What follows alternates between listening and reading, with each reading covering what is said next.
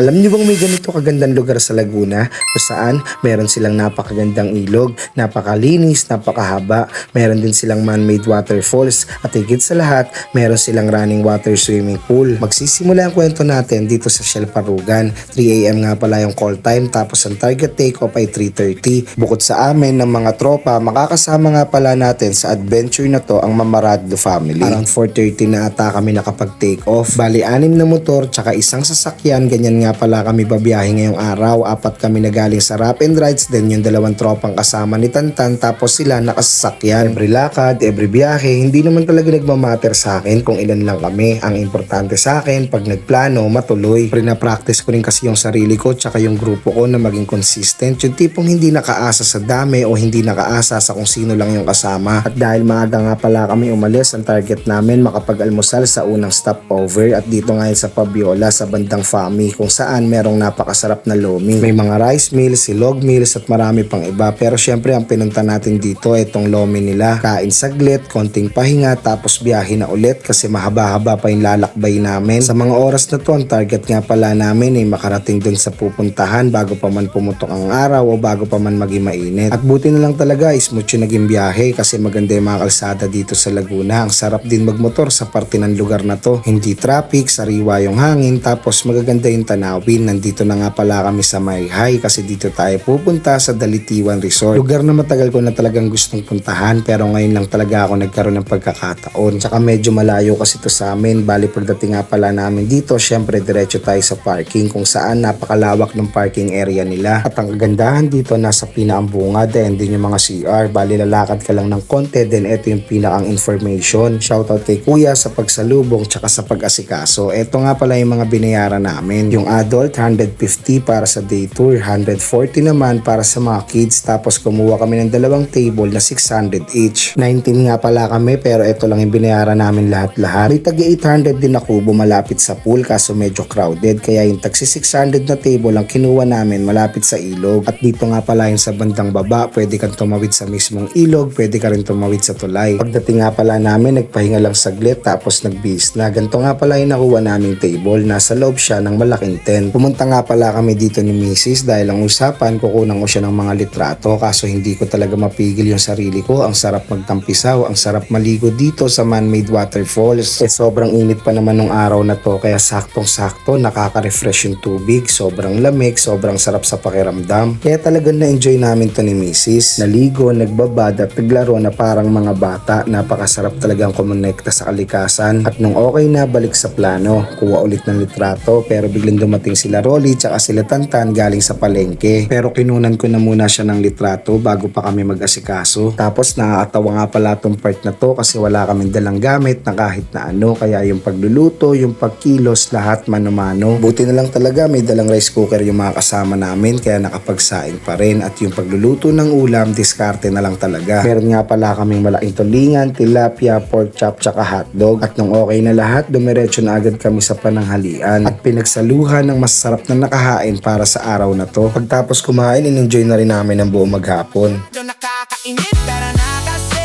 biyahe tayo. Simula ng ride, punta sa malayo. Hanggang stress, hanat yes, para bawas toxic. Ganito nga pala kaganda ang Dalitiwan Resort. Para bawal toxic.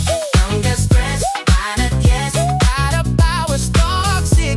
Pag nag-yes, para less, para bawal toxic. Pero alam nyo bang hindi lang yan ang Dalitiwan? Kasi maging ito ay parte ng nasabing resort. Ito yung dating pinupuntahan at pinapaliguan. Ngunit sa ngayon, hindi nila pinapayagang magpunta yung mga tao dito dahil sa mga bakal na galing sa bumagsak na tulay na nakakalat sa ilalim ng ilog. At alam nyo bang sobrang tagal na ng lugar na to? Higit 2 dekada base sa mga nakausap namin. So paano? Maraming salamat sa panonood ng mga video ko. Hanggang sa susunod na vlog. Yeah! Hanggang stress, banat yes.